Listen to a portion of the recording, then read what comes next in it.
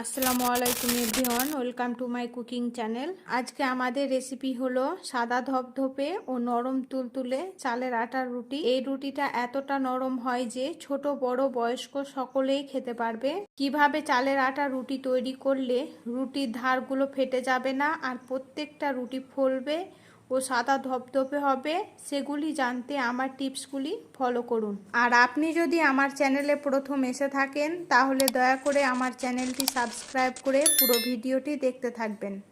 চালের আটার রুটি তৈরির জন্য মাপ করে কড়াইয়ে 1.5 বাটি জল দেব। এবার জলে দেব সামান্য একটু সাদা তেল। সাদা তেল দেওয়ার ফলে রুটি সাদা ধপধপে হবে। এবার স্বাদের জন্য দেব 1/2 চামচেরও কম লবণ। লবণ দেওয়ার পর ভালো করে জল গরম করে নেব। জল ভালো করে গরম হয়ে গেছে, দেব 1 বাটি চালের আটা। যেই বাটিতে জল মাপ করে দিয়েছি সেই বাটির 1 বাটি চালের আটা দেব, অর্থাৎ 1 বাটি চালের আটার জন্য 1.5 বাটি জল দিতে হবে। আর এখানে একটা টিপস, চালের আটা খুবই ফাইন নিতে হবে, তা না হলে রুটি ভালো হবে না আর বেলার সময় ধারগুলো ফেটে যাবে। এবার আটা জলের সাথে মিশিয়ে নেব। মেশানোর পর ঢাকা দিয়ে আটা 5 মিনিট সেদ্ধ করে নেব, যার ফলে রুটি খুবই নরম তুলতুলে হবে। 5 মিনিট পর ভালো করে নাড়িয়ে নেব, দিয়ে একটা বড় বলে তুলে নেব।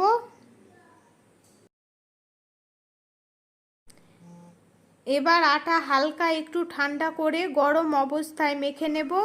ভালো করে একটু সময় নিয়ে মাখাতে হবে, যার ফলে রুটি বেলতে সুবিধা হবে। 10 মিনিট সময় নিয়ে আটা মথে নেব। আটা মথা হয়ে গেছে, এবার একটা লেচি কেটে গোল করে নেব। গোল করে নেওয়ার পর গমের আটা দিয়ে লেচি বেলে নেব। এখানে আরও একটা টিপস, গমের আটা দিয়ে বেলতে হবে, যার ফলে রুটির ধারগুলো ফেটে যাবে না ও স্মুথলি বেলা যাবে। রুটি গোল পাতলা করে বেলে নেব। রুটি বেলা হয়ে গেছে, এবার এটা সেঁকে নেব। তার জন্য ওভেনে তাওয়া চাপিয়ে দেব। তাওয়া গরম হয়ে গেছে, রুটি দিয়ে দেব।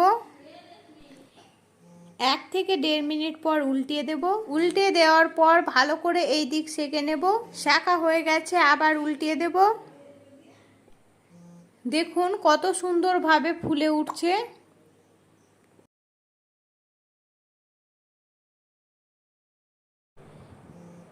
এবার আরও একটা লেচি বেলে নেব। বেলা হয়ে গেছে, এবার তাওয়ায় দিয়ে দেব। এটাকেও 1 থেকে 1.5 মিনিট পর উল্টিয়ে দেব। আবার উল্টিয়ে দিয়ে রুটি ফুলে উঠলে তুলে নেব। প্রত্যেকটা রুটি একই রকম পদ্ধতিতে সেঁকে নেব।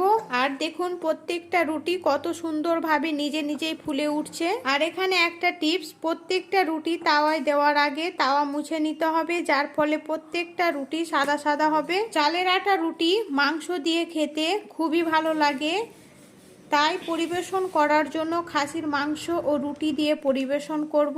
সবগুলো রুটি সেঁকা হয়ে গেছে, আপনাদেরকে একটা রুটি ছিঁড়ে দেখাচ্ছি। দেখুন কতটা নরম তুলতুলে হয়েছে আর কতটা সহজভাবে ছিঁড়ে যাচ্ছে। ভিডিওটি ভালো লাগলে লাইক, শেয়ার, কমেন্ট করবেন এবং সাবস্ক্রাইব করে পাশে থাকবেন। সম্পূর্ণ ভিডিওটি দেখার জন্য ধন্যবাদ।